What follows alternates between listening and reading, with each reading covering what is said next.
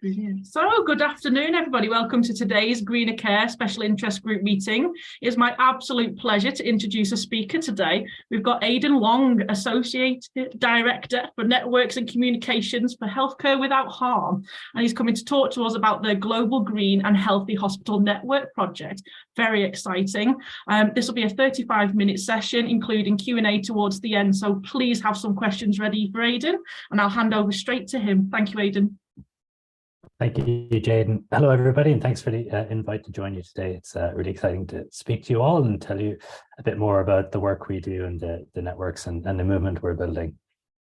And I'm just going to share my screen, share some slides, and hopefully you can all see this now. Great. So yeah, I suppose first of all, to tell you a bit more about Healthcare Without Harm Europe, the organization I work for. So we are an international nonprofit. We have offices in the US, which serve the US and Canada. We have an office in Europe, which is the one I work for, and that's based in Brussels. We have an office also in Southeast Asia, in the Philippines. We also have staff throughout Latin America.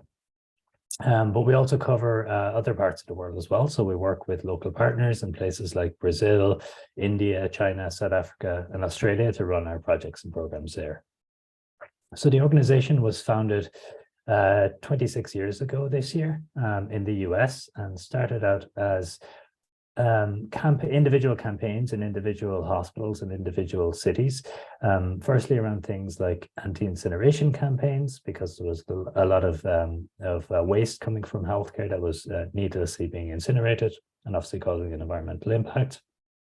And the organization went on to work on things like mercury, so again to reduce the amount of mercury that was being used in thermometers and blood pressure devices, for example, as electronic alternatives came on stream. So today we work on obviously we're global and we work on a wide range of issues, everything from climate change to things like pharmaceuticals, chemicals, sustainable procurement and things like that. Each office is legally independent, so we work in Europe in a different way than our colleagues in the US, than our colleagues in Latin America or colleagues in Asia. And that's just to account for, I suppose, the regional differences in terms of how healthcare is delivered and run in those regions. So the overall mission, I suppose, of Healthcare Without Harm is to reduce the environmental impact of healthcare. And we're looking to transform the sector so that it becomes not just more environmentally sustainable in itself, but to become, I suppose, a global leader and the economic leader in sustainability too. So it's about this idea of healthcare from doing less harm to doing no harm to actually being a positive force and a positive driver of environmental and social change. So what we do in the European office, so we transform healthcare, as I said, through pilot projects, and we're looking to scale up practical solutions. So that's testing approaches to sustainability with individual hospitals or health systems in specific countries, developing a set of tools and resources then that can be used throughout the sector, throughout Europe and around the world. We also, work with a lot of other organizations. So we don't just work with hospitals and health systems. We're working with universities and research institutions, other NGOs and networks and coalitions as well to share insights and develop new ideas and projects. A big part of what we do is pushing for policy action as well, mostly at the EU and global level. So that is representing our members' views and voices at the EU level, but also it's a two-way street. It's also, I suppose, translating what the EU policy and regulation or global agreements, for example, might mean at a country level or at a hospital level too. And finally, it's all about showcasing the potential of the sector as a global leader as well. So it's finding those innovative solutions that our members are working throughout Europe and around the world, and showcasing and highlighting best practice. And again, putting the healthcare sector, I suppose, front and center as a global leader. So just, I suppose, to talk a bit about why we exist and why we do the work that we do. So I'm sure in this group you'll all be aware of, but healthcare does have an environmental footprint, and it's not something I suppose we're all conscious of or think of as we work in the business of delivering healthcare. But it's to recognize that as I suppose as a starting point, and that the healthcare sector is a sector, and it is I suppose an industry in its own right. And we also believe that it's possible to deliver quality care, but in a way that's sustainable and environmentally and financially. So it doesn't have to be, including or introducing the sustainable solutions, doesn't have to be at the detriment of care, and it can also be done in a budget-friendly way, and there are a lot of win-wins there as well. And again, speaking about I suppose the potential in the sector to be a global leader, we know that the potential for transformation is huge. So we know that the healthcare sector in Europe employs more than 21 million people. And I heard this a stat about the NHS, for example, that is it 1 in every 8, or I'm going to say between 5 and 10 cars on the road is associated with the NHS in some way, shape, or form. So when you think of it like that, it puts it in perspective in terms of the size and scope of the sector. But also the huge spending power of healthcare as well. We know that healthcare accounts for about 10% of GDP in most European countries. So if we could shift some of that spending power towards more sustainable goods, services, and products, we can not just reduce the environmental impact of healthcare itself, but we can also drive on the economy and bring other sectors along with us. And finally, I think it's really important to kind of bear in mind that everybody connected to the healthcare sector has a role to play. So we work with people at various different levels within the sector, whether that's government leadership, we're setting kind of top-down policies, it's individual hospital or trust or healthcare system leadership, right down to doctors, nurses, other clinicians. And we're also working with procurers and other sustainability staff within the institutions themselves. And right along that chain, I suppose everybody has a specific role to play, and everybody can affect change. So in Europe, focus on 3 main programs. These are climate smart healthcare, and there are 3 pillars to this work. The first pillar is mitigation. So it's about reducing healthcare's climate footprint and working with our members to do that. It's about resilience. So we know that the effects of climate change are real and here with us, and healthcare institutions and facilities need to adapt and be ready for that. So it's about increasing the resilience and from a kind of infrastructure point of view and being ready for things like extreme weather events, but it's also about things like the shifting burden of disease that are due to climate change, and even things like climate migration, which we know are going to become serious problems in the coming years. And the third pillar to that work is around leadership. So it's the leadership potential of the sector, again, right from individual clinicians right to CEOs and chairpersons of hospitals, right to politicians. Again, everybody has that role to play, raising awareness about the environmental impact of healthcare, but also the health impacts of climate change. Our other programs then are circular healthcare, and this focuses on looking at how we embed the circular economy model into the healthcare sector. How do we reduce waste? How do we reduce the amount of harmful chemicals that are used in healthcare, and more sustainable procurement practices in healthcare as well. And again, it's about shifting that spending power of healthcare towards more sustainable goods and services. And our final program then is around safer pharma. So this looks at the environmental impact of pharmaceutical pollution mainly, right throughout the supply chain. So in the production, use, and disposal of pharmaceuticals, and the role that healthcare and that individual clinicians have in that. So it's things like hospitals and trusts looking into their supply chains, where their pharmaceuticals are coming from, because oftentimes they're produced in places like India and China under very weak environmental and health legislation. It's about holding manufacturers accountable. It's also about rational prescription practices within facilities as well, so that we're prescribing the right amount of pharmaceuticals when they're needed. and also about raising awareness about things like safe disposal practices as well, excuse me, as well, and take back schemes amongst patients. So again, why we do the work that we do, and just to highlight, I suppose, a piece of research that we've done a few years ago, where we were looking at healthcare's climate footprint. So in 2019, we worked with ARP, the global engineering firm, to do this report. And prior to this, we did have a sense of healthcare's climate footprint from specific countries and regions. So, for example, in England, we had a really good idea of the climate footprint of healthcare there because of the reporting requirements from trusts. But in other countries, we really had no idea. And certainly as a global picture, we had no idea. So this was our kind of first attempt to quantify that and show the scope of the problem. So what we found was that healthcare's climate footprint is equivalent to 4.4% of global net emissions. So that's all carbon emissions from all sectors everywhere in the world. Healthcare is responsible for 4.4%. If the healthcare sector were a country, so if you were to aggregate all of the healthcare emissions and treat it as a country, it would be the 5th largest emitter in the world. That the EU healthcare sector, and again, this was pre-Brexit, so I think the UK was actually included in the EU when we did this study.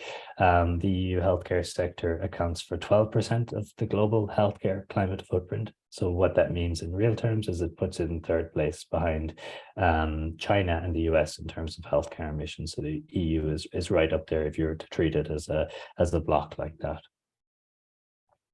And finally, I suppose one of the more surprising findings were that the majority of the emissions from the healthcare sector are actually tied up in the supply chain.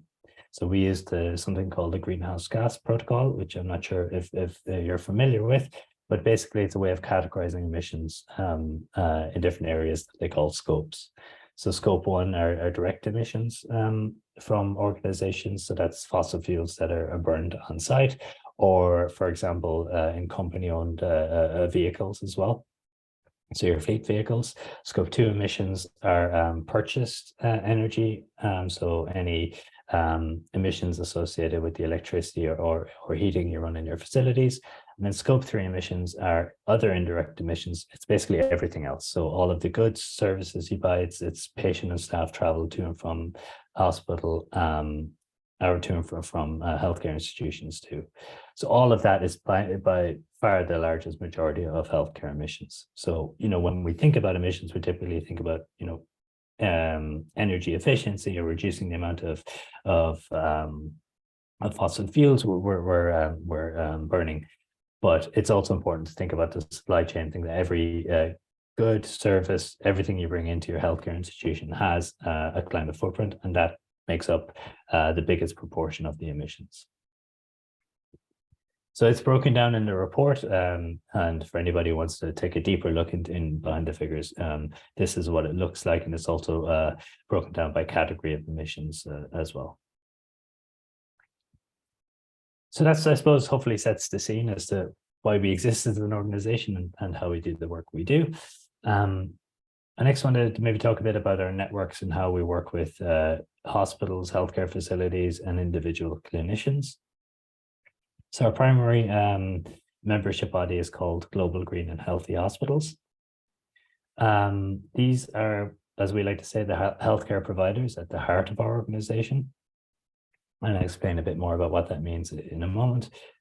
So in Europe, currently, we have 153 members in 24 countries across the WHO Europe region. So as the European office, we cover the WHO Europe countries, which are 53 countries and extend into the east in places like Kazakhstan and Tajikistan.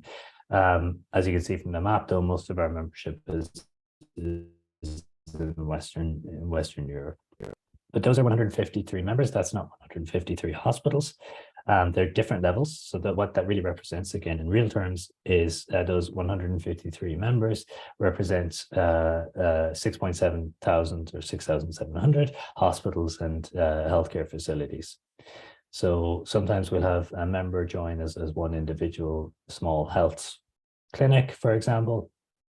or sometimes we'll have a whole health system join. So, for example, all of NHS Scotland have joined recently, so they're bringing in all of the trusts in Scotland, obviously, so that is kind of how this filters down into those numbers you're seeing here. We also work with some of the big health associations like the Vienna Hospital Association, the Association of Public Hospitals of Paris. In the Nordics, we work with a lot of county councils there because they're responsible for the delivery of healthcare. So they're not just joining, they're joining as one member, but they're bringing with them, or they're representing hundreds of individual hospitals and other types of healthcare facilities. So collectively then, our members employ 1.3 million people, have 172,000 hospital beds, and serve a population of almost 110 million people. So we ask usually when people join the catchment area that they kind of serve. I should say as well, this is just the European network. We're part of Global Green and Healthy Hospitals is, as the name suggests, a global network. So we coordinate the European members of that network. Globally, I think there's something like 1,600 members representing in the region of 40,000 individual hospitals or healthcare facilities. So you're starting to see the scale of this. So when members join in Europe, then they're not just joining a European network, they're joining this global network and this global community of like-minded organizations. So membership is based on, it's quite simply based on an organizational commitment to our mission and goals, and a desire to participate fully in helping to achieve them. So when you sign up, you don't sign up to any, you don't have to be a green hospital already. You don't have to sign up to any commitments. There are no mandatory reporting requirements. So you don't need to provide, for example, sustainability data on a regular basis as part of the general membership. All we ask is that our members participate fully. So we have a participation requirements in the first 6 months of membership. So that could be joining one of our webinars, participating in one of our working group calls, attending our annual general meeting, for example. So membership is open to any organization that delivers healthcare and social care services in Europe. So again, it's hospitals, health centers, health facilities, health systems, or government or regional health service providers, but it could also be care homes, for example. It could be a dental practice. The scope is quite broad and wide. And lastly, and most importantly, membership is completely free. So there's no fees to join, and there's absolutely no charges for access to any of our goods and services. And I'm going to preempt maybe a question that will come later, which is how we can do this and where we get our money from. We're largely funded by the European Commission, so they provide about 50 to 60% of our funding, and the other 50 to 60% of our funding comes from philanthropic organizations, national institutions or national ministries for specific projects or programs that we run. But because of all that, we can keep membership free and keep providing tools and resources to members for free. So how do we work with members? So we're trying to build a movement. So it's a lot about community building. So we have obviously some expertise. We have a staff of 23, I think we are now in Brussels. So we do have expertise in those specific areas I talked about earlier. But really, what we're trying to do is build infrastructure for members and healthcare providers to learn from one another, share with one another, because you're the experts. You're working on these issues on the ground. You're testing approaches. You're finding out what works, what doesn't work, and it's really important that we're sharing this as a community as well, and we can all learn from one another. We are providing some tools and resources, like I mentioned, so things to help you in your journey. And these are tools that will help you if you're just starting out, you know nothing about sustainability and you don't know where to get started, right through to advanced tools to help you, for example, track your emissions, or to report on your commitments to being carbon neutral, for example. But really, there's something for everybody. Yeah, so as I mentioned, we've got guidance documents and toolkits. We also have a sustainability data center, and I'll show you some of those in a moment. The other work we do with members is run pilot projects. And again, I mentioned this earlier, but it's working with a small select group of members, usually across many countries in Europe, to test an approach to a specific issue or problem, learn from them what works, what doesn't work, and develop tools and resources then that can help the wider network. And also it's a gateway to participate in global initiatives. And I'll mention some of these as well in a few moments. So most of the tools and resources we have around this platform that you can see on the right here, called Global Green and Healthy Hospitals Connect. So this is our member platform. When you join as a member, you get access to this platform, again, for free. And on this, we've got a number of individual tools and resources that I'll talk through. One of which is called Hippocrates. So this gets a little bit confusing because it's a platform within a platform. Hippocrates is our sustainability data center. To our knowledge, it's the most comprehensive and could be probably the only global sustainability data center specifically for the healthcare sector. So when you log into GGHH Connect, the member platform, you get access to this platform called Hippocrates. So it's one login for both. So on Hippocrates, we have a number of different data forms that will allow you to track your sustainability data. Again, none of this is mandatory. You make as much use of this as you can. We have forms on waste, so to track your waste from your clinical waste and non-clinical waste. We have forms to help you track your greenhouse gas emissions, and kind of the biggest and most comprehensive tool we have is something called the Climate Impact Checkup. So this will allow hospitals to calculate their greenhouse gas emissions in specific areas. And again, broken down for those scopes that I mentioned earlier. So all you need here is your raw data, whatever that might be. That might be the amount of energy you're using, the amount of electricity you're using, kilometers or miles in terms of business travel. You put in the raw data to the system, it will calculate your emissions from that. Now, there are tools and organizations doing this. However, the nice thing about the Climate Impact Checkup is it's specific for the healthcare sector. So it'll allow you to calculate things like inhalers, so the emissions from inhalers, from anesthetic gases, so things that maybe tools that don't exist elsewhere or exist separately elsewhere. We're trying to bring it all together within this one tool, the Climate Impact Checkup. And what it will allow you then to do is visualize your data. So you can see just where your emissions are coming from, and you see an example here. And some of that might surprise you. So for example, this, I'm pretty sure it is real data from a real hospital, but you can see, that the inhalers, for example, make up a big proportion of the climate footprint. It's 12.7%. So what this will really do is highlight hotspots for you to look at and tackle and build into your sustainability plans. And then on the other hand, we've got a number of tools and resources to help you with these individual areas. The tool will also allow you to compare data. So year on year, you can see how your emissions are hopefully reducing in the different areas.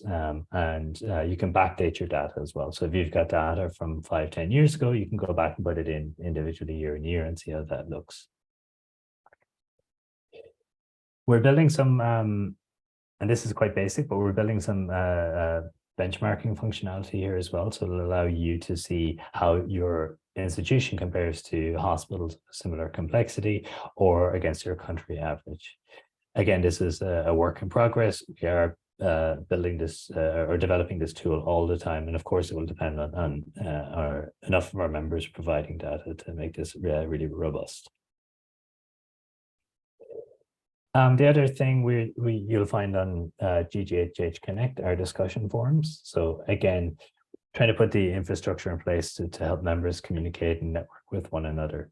So any member anywhere in the world can go in.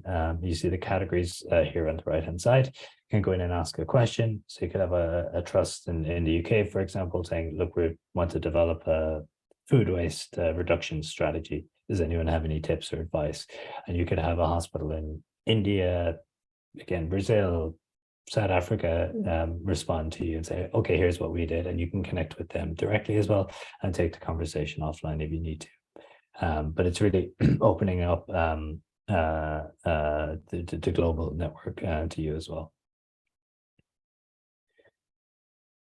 We also have a number of guidance documents on the platform. So these are only available for members, but these are really comprehensive overviews of different sustainable healthcare topics.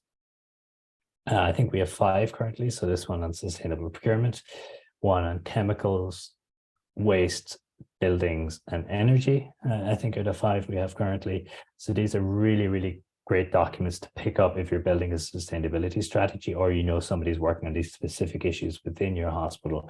They're fantastic tools to give you some suggested actions, some tips for implementation, some additional reading, and there's some case studies in there as well.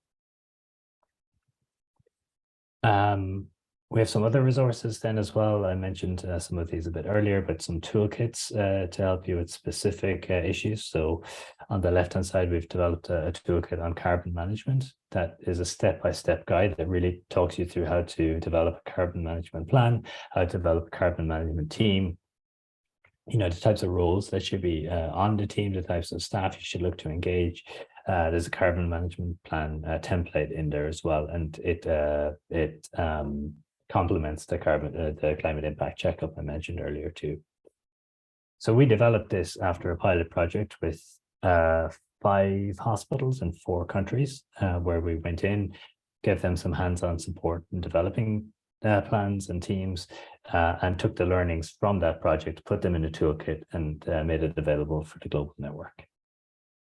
We also, similarly, we have one for reducing plastics. Again, this was developed from a pilot project, and again, a step-by-step guide telling you how to measure and reduce plastics from your institution. We also have a library of, I think it's 200 to 300 case studies from members around the world. So it's a database that you can search if you're looking for information on a very specific topic. You can see what a member in another part of the world has done, a project that they've done on that topic, how the results they've had. They tell you what to do, and more importantly, what not to do, what's worked and what's not worked so well, and some tips for organizations looking to do similar. And these are 2 to 3 pages, so they're very, very digestible. Again, it's a really easily searchable database too. We have a number of webinars, so much like you, we organize webinars every so often, typically every 2 to 3 months in Europe, for not just for our members, but sometimes they're for a wider audience. And these are different overviews of sustainable healthcare topics. We bring experts on to present strategies and successes, have members presenting case studies ideally, and then have some recommendations as well. So that's everything on GGHH Connect. And then just to mention maybe briefly the other member benefits. So we have a listserv which has maybe 300 people on it from all our member institutions in Europe that we use to communicate with members quickly and easily, but also members can use to communicate with just the European members quickly. We have a member-only newsletter that goes out once a month with different sustainable healthcare news, information, could be a funding opportunity or a case study as well.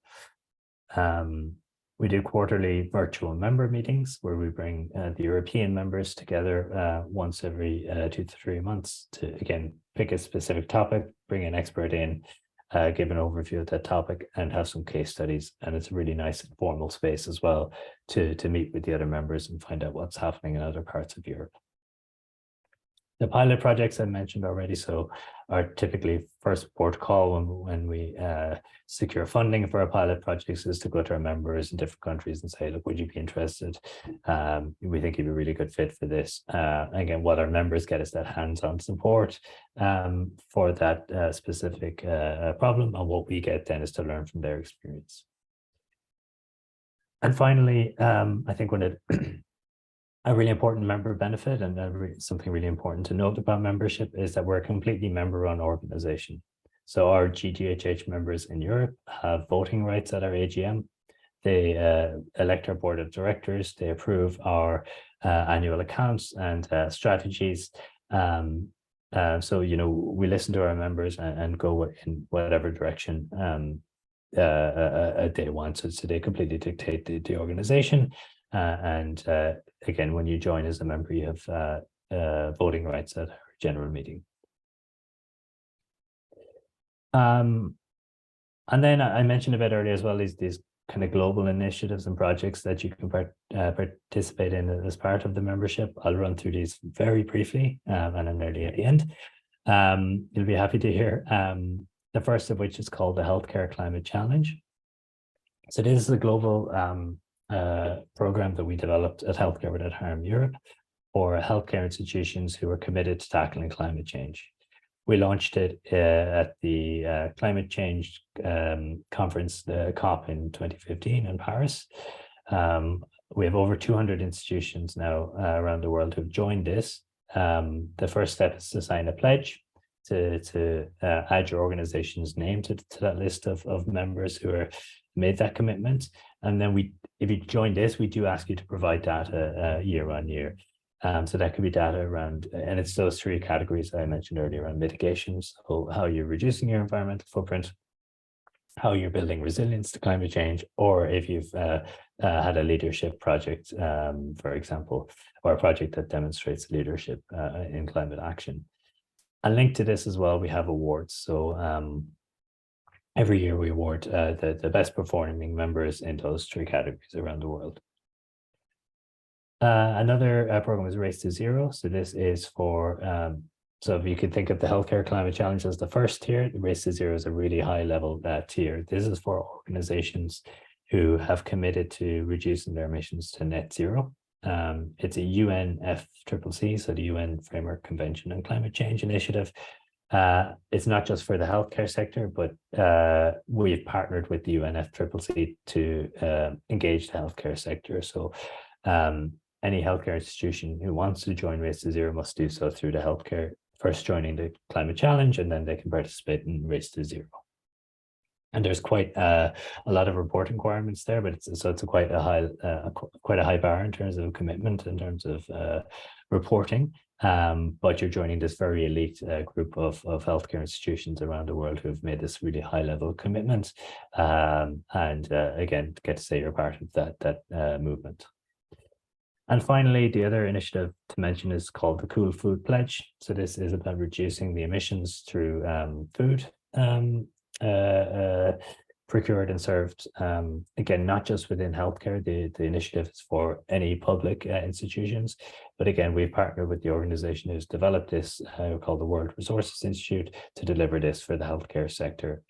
Usually there's a fee to join the Cool Food Pledge, but for our members in Europe, it's completely free to join.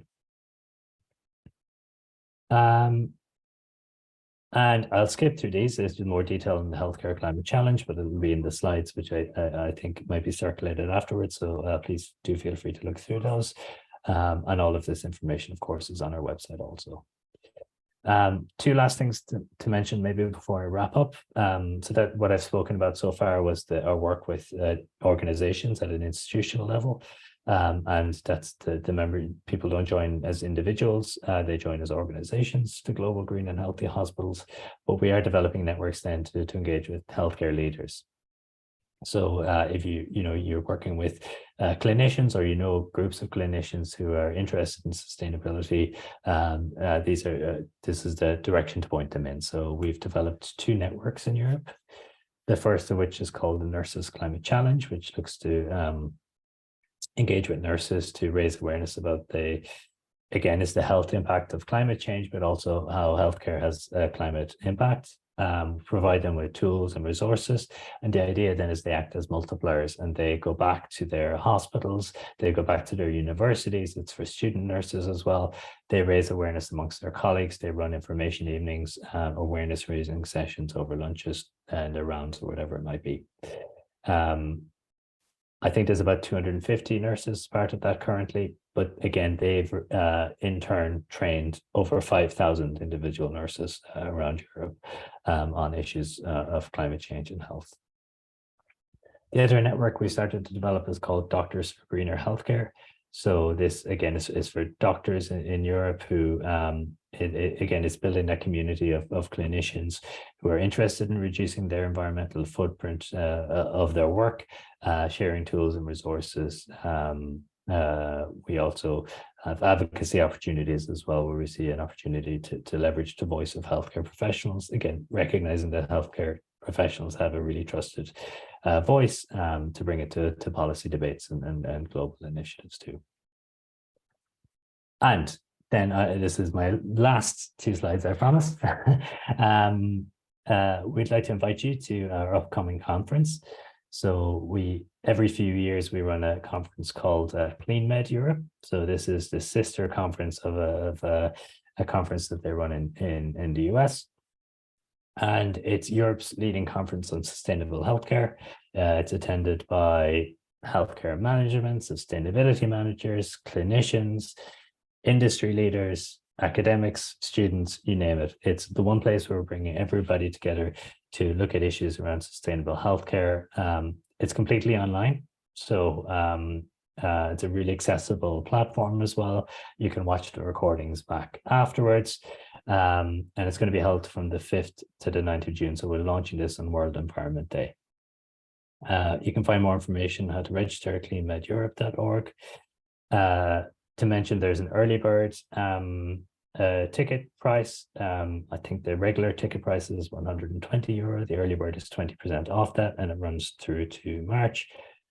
And the good news is that we have significant discounts for GGHH members. So if you're interested in joining the GGHH network, you can get your ticket for €70, and also if you sign up soon, you can get the early bird discount on top of that. So it really reduces the cost, but again, gives you access to 20 or so sessions and different workshops, and the platform for the full week from the 5th to the 9th of June. And again, the sessions and everything from climate change, pharmaceuticals to plastics, you name it, it covers the whole range of issues that we work on.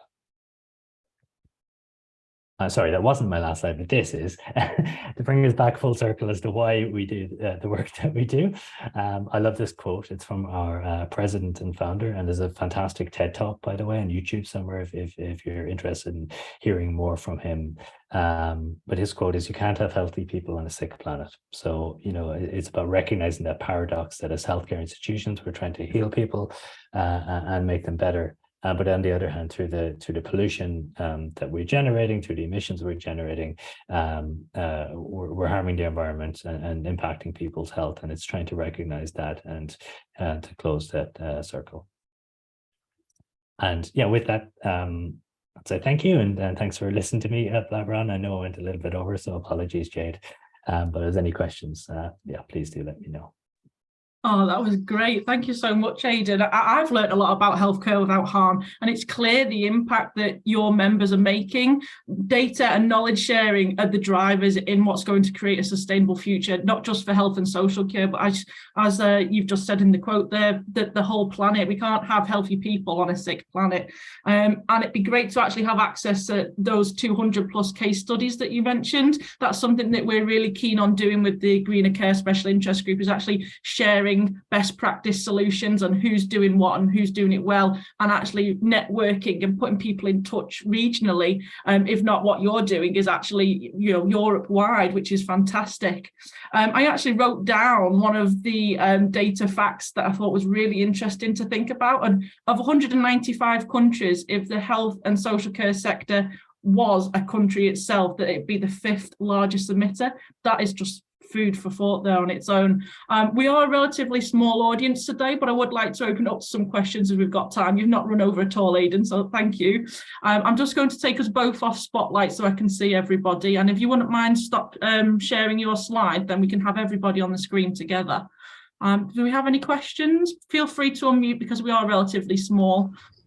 Go on, Teresa. Hi, hello, Aidan. Nice to see you. I think I met you when I was working at Guy's and St. Thomas's, and now I work as the sustainability manager at London Ambulance Service. And from what you were saying today, and from my previous knowledge, I have the impression that the work of this network is quite focused to hospital. hospital. So I was wondering how, I want to understand how ambulance services can benefit from becoming members. What is the work you have done or you're planning to do around this type of services, which is very different to how a hospital work or approach sustainability. Thank you. Of course. Well, nice to meet you again, Teresa. So nice to see you. Yeah, so first of all, to mention that absolutely ambulance services are absolutely very, very welcome to join the network. You're right that most of our tools and resources, I suppose, are aimed at a hospital level. But I think there are things in there that you can pick out and apply to your services as well. So that could be about purchasing, for example, you know, or influencing the purchasing, I should say, because I know a lot of it's done centralized. What we're trying to do as well is we're trying to build up cohorts of members that maybe don't fall into that kind of hospital catch-all. So we're working with organizations such as the Yorkshire Ambulance Service. So I don't know if you know Alexis Percival there, who's pops up all over the place and is a very big advocate of sustainability. So we're working with Alexis and her team. There's another ambulance service in the UK, which I have just completely blanked on. But so what we're trying to do is build up these smaller cohorts of members with a view to developing specific tools and resources for them, but also with a view to putting you in touch with them. So there's also members who run, again, it's different from country to country, but members who run ambulance services in Sweden or Spain or Italy as well, to put you in touch with them so that you can share your knowledge and experience, ask questions of them, find out what they've done to reduce their environmental footprint. And for us, you know, it's about building that critical mass that we can then produce tools that are very specifically aimed at you. So what I would say is that you're right, there aren't very specific tools right now for ambulance services, but please do join because we'd love to have you as members. You're very welcome. And again, once we start building that cohort of our members, it's something we're very keen on developing. Yeah, sure. Thank you. I will discuss it with my line manager and we'll probably join the organization. Thank you. Well, even better, Teresa, it's free as well. It's free to join. No, yeah, that's really, yeah, it's difficult to say no. Thank you. Great question. Anybody else have any questions?